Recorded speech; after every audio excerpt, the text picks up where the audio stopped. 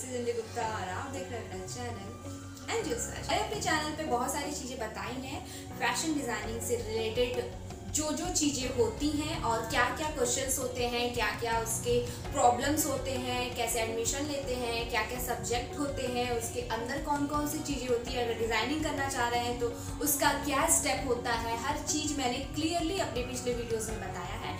सो आज इस वीडियो में अगर आप ये सारे प्रोसेस कर लेते हो और आप एक डिज़ाइनर बन जाते हो, फाइनली आपने अपना कोर्स कंप्लीट कर लिया है, तो ऑफकोर्स आप चाहेंगे कि मैं इस फील्ड को, इस टैलेंट को, इस फैशन डिज़ाइनर फील्ड को आगे लेकर चले। डेफिनेटली आप चाहेंगे कि मैं अपने फील्ड में आगे बढ़ूँ। अगर आप कोई भी कोर्सेस कर रहे हैं, कोई भी स्टडी कर रहे हैं, डेफिनेटली आपका गोल होगा कि आप चाहेंगे कि उस चीज़ को आगे लेके चलूँ और अल्टीमेटली अर्निंग करना चाहेंगे। ये सब कोई चाहेगा। आप अगर कोई इन्वेस्ट करता है, ऑफकोर्स उनका लास्ट यही गोल होता है कि उनको अर्निंग करना है, चाहे वो किसी भी तरह का कोर्स कर रहे हैं, कोई भी स्टडी कर रहे हैं, कोई भी करियर गोल है, उनका लास्ट डेस्टिनेशन अर्निंग ही होता है और सक्सेस होता है ऑफकोर्स।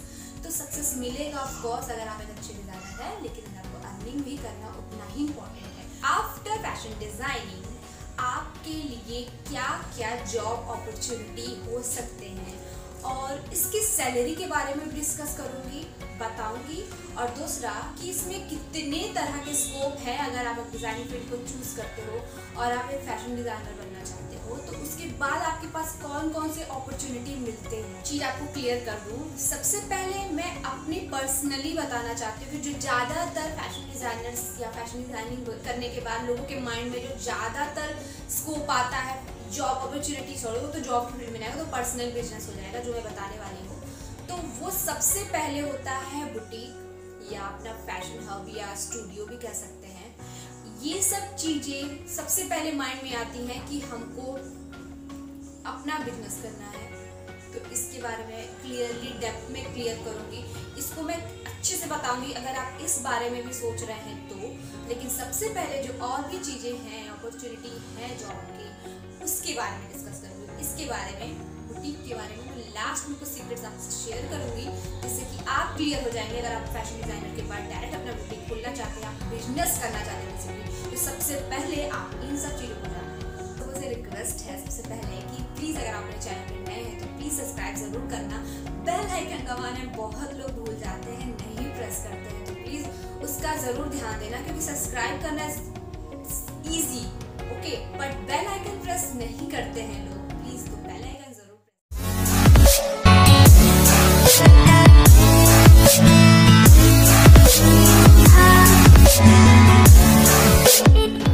सबसे पहला जॉब अपॉर्चुनिटी है जो कि थोड़ा टफ होता है, लोग उससे भागते हैं। मैं अगर सजेस्ट करूँगी बीइंग अ फैशन डिज़ाइनर तो मैं ज़रूर चाहूँगी कि अगर आपका कमांड पैटर्न मेकिंग में है अच्छा और आप डिज़ाइनिंग फील्ड में पैटर्न मेकिंग अच्छे से सीख लिए हैं तो आपके लिए बहुत ही अच्छा जॉब अपॉर्चुनिटी है। बिकॉज पैटर्न मेकिंग मोस्टली लोग नहीं करना चाहते क्योंकि वो थोड़ा टफ होता है, लेकिन वो सबसे एक ऐसा बेसिक चीज़ होता है जिसके थ्रू ही हमारे गारमेंट बनते हैं। तो पैटर्न मेकिंग बहुत ही अच्छा जॉब अपॉर्चुनिटी है। बहुत बड़े इंडस्ट्रियल में, एक्सपोर्ट हाउस में पैटर्न मेकर की ज़रूरत होती है, तो वहाँ आप अप्लाई कर सकते हैं।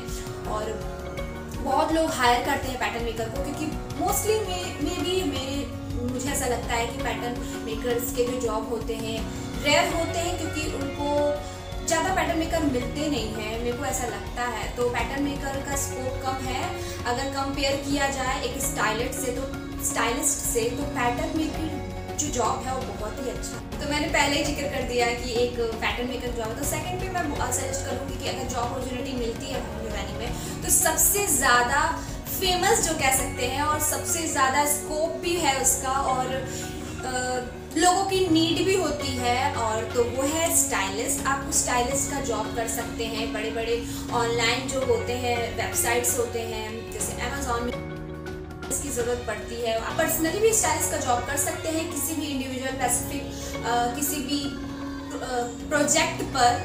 तो स्टाइलिस्ट का जॉब बहुत ही ज़्यादा स्टाइलिस्ट होता है और ये बहुत ही ज़्यादा स्कोप है इसमें। और स्टाइलिस्ट का जॉब आप आफ्टर फैशन डिज़ाइनिंग कर सकते हैं। सो आपका थर्ड जॉब अपॉर्चुनिटी होता है फैशन डिजाइनिंग के बाद सेलिब्रिटी डिजाइनर। सेलिब्रिटी डिजाइनर में क्या होता है?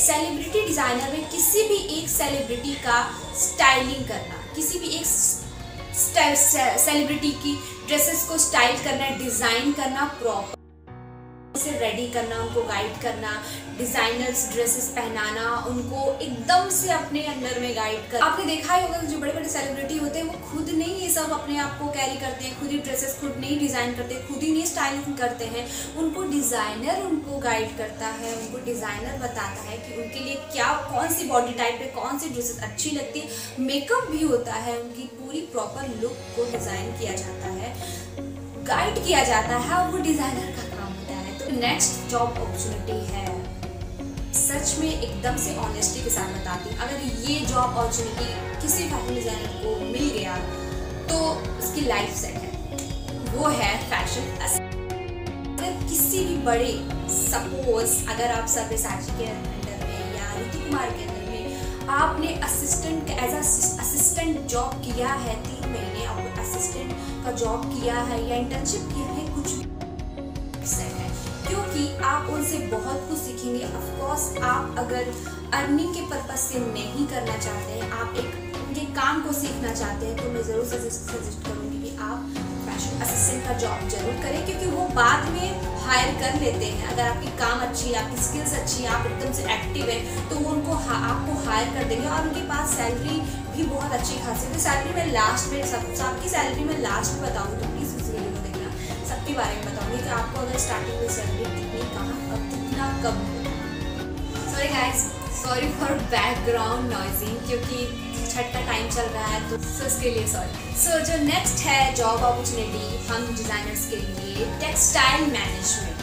अगर मैं बोलूँ कि अगर आपने डिज़ाइनिंग फील्ड को किया है, आपने डिज़ाइनर बनने के जितने भी प्रोसेस होते हैं, जितने भी स्किल्स होते हैं आपके अंदर है, तो मैं बोलूँगी टेक्सटाइल मैनेजमेंट एक ऐसा जॉब है, एक ऐसी अपॉर्चुनिटी है जहाँ पे मैं बोलूँगी कि वो हर डिज़ाइनर को करना चाहिए, क्योंकि टेक्सटाइल जो होता है वो बेसिकली कपड़े आप समझ रहे हो। टेक्सटाइल मैनेजमेंट जॉब जो होता है कि कपड़े की क्वालिटी को आप चेक करेंगे, कपड़े कैसे बन रहे हैं, उनको कैसे मैनेज करना है, कौन से फैब्रिक, कौन से ड्रेसेस बनेंगे, इन सब को एक्सपोर्ट, इन सब को मैनेज करना, इस सब को मैनेजमेंट करना, ये आपकी जॉब। टेक्सटाइल मैनेजमेंट में कौन कौन से प्रोसेस होते हैं उसका एक स्पेसिफिक डिपार्टमेंट होता है, आपको as a textile management job रखा जाएगा, वहाँ पे आपको टेक्सटाइल मैनेज करना पड़ेगा, जैसे फैब्रिक जितने हैं उसका आना जाना, वहाँ पे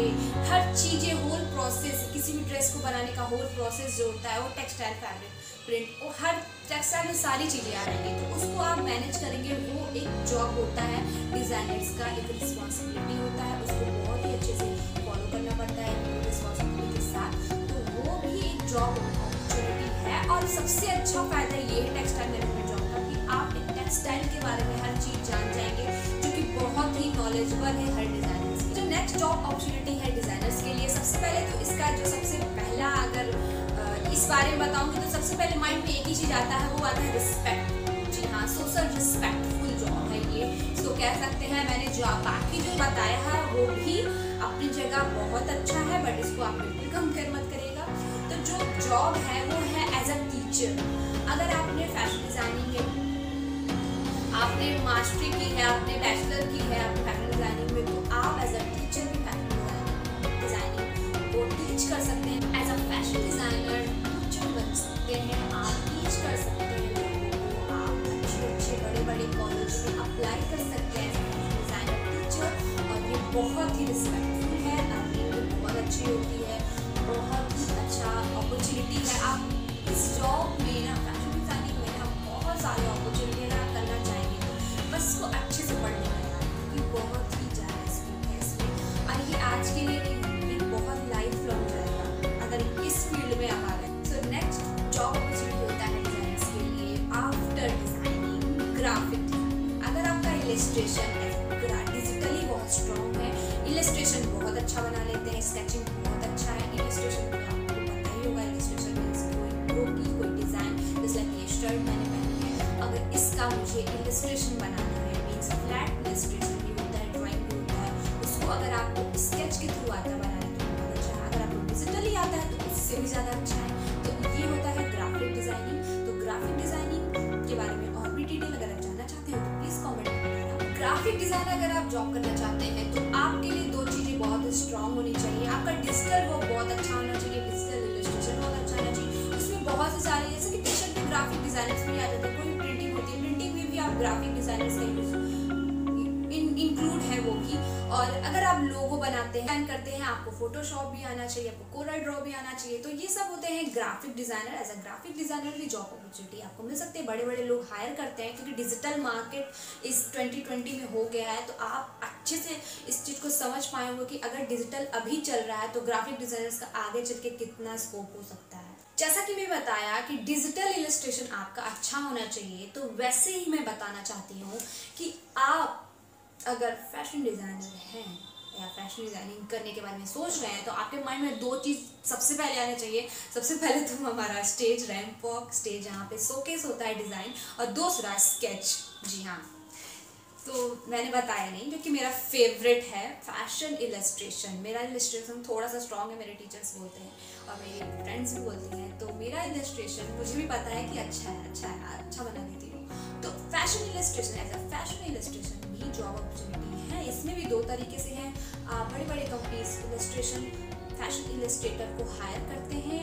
आपको पता नहीं, अगर आपका फैशन इलस्ट्रेशन बहुत गुड, एकदम मस्त उम्दा है तो मैं बता दूँ आपको हायर करने में ज़रा भी टाइम नहीं लगेगा, क्योंकि उनको चाहिए डिज़ाइन, उनको चाहिए इलस्ट्रेशन, उनको इलस्ट्रेशन चाहिए एकदम फाइन, एकदम नीट, एकदम क्लियर। ठीक है, अगर आप उनको बना के देंगे आपको पर पीस के हिसाब से वैसे अमाउंट मिलेंगे। आप अर्निंग अच्छी खासी ऑनलाइन भी कर सकते हैं, ऑफलाइन भी कर सकते हैं।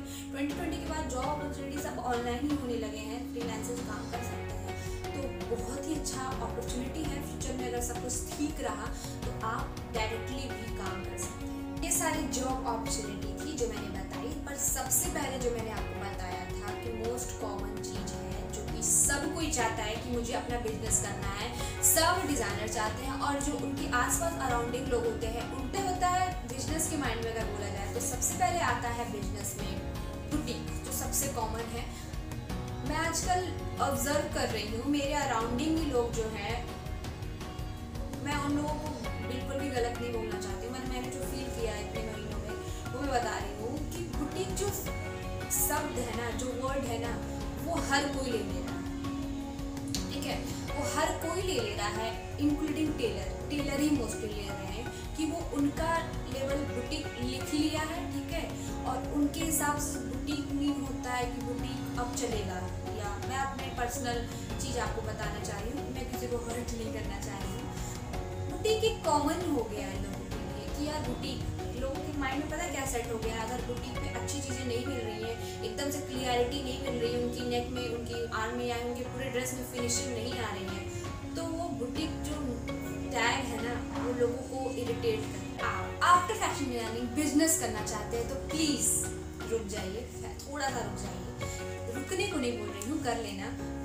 अगर फैशन डिजाइनर बन गए हो, ऐसी चीज़ें सीख लिए हो कि आपको एकदम स्ट्रांग वाली फीलिंग आती है कि मुझे जॉब नहीं करना, मुझे डायरेक्ट अपना खुद का ब्रांड करना है, खुद का बुटीक चलाना है, या खुद का ही बिजनेस करना है, मुझे किसी के अंडर में काम नहीं करना, तो मैं आपको सजेस्ट करूँगी कि प्लीज़ ऐसा मत करना। अगर करना चाहते हो तो कर लेना, पर सजेस्ट करूँगी कि मत करना, क्योंकि हम लोग जो सीखते हैं वो एक टीचर के अंडर में सीखते हैं, राइट। फैशन डिजाइनर जितना सीखेंगे उतना कम है, तो एक टीचर के अंडर में सीखना और जो एक्सपर्ट है उनके अंडर में सीखने में बहुत फर्क होता है। तो सबसे पहले थोड़ी सी जॉब कर लो, थोड़ा सा इंटर्नशिप कर लो, अगर सैलरी नहीं मिल रहा है फिर भी कर लो, थोड़ा सा सीख लो चीज़ें, आसपास से अराउंडिंग चीज़ें सीख लो, जान जाओ कि कैसे बड़े बड़े डिजाइनर हैं, बड़े बड़े एक्सपोर्ट हाउस में कैसे काम होते हैं, उसके बारे में सीख लो। लास्ट में बिजनेस चलाना, तब कॉन्फिडेंट यहाँ से यहाँ होगा और आप स्ट्रांगली मैनेज कर पाओगे और बिल्कुल भी अनकॉन्फिडेंट फील नहीं करोगे। कॉन्फिडेंट तभी आता है जब किसी चीज़ को पूरी तरह अच्छे से समझ लिए हो, फिर मैदान में उतरना। ठीक है, अगर लॉन्ग टाइम तक चलाना है तो लॉन्ग टाइम वाला जो एक्सपीरियंस होता है थोड़ा बहुत रखना जरूरी है। प्लीज सजेशन है चलाने से पहले थोड़ा ही काम कर लो, 6 महीने 1 साल काम कर लो, 2 साल 3 साल नहीं देना चाह रहे हो, टाइम कम है तो ये हो सकता है। तो अब नेक्स्ट आता है ब्रांड। आप आपका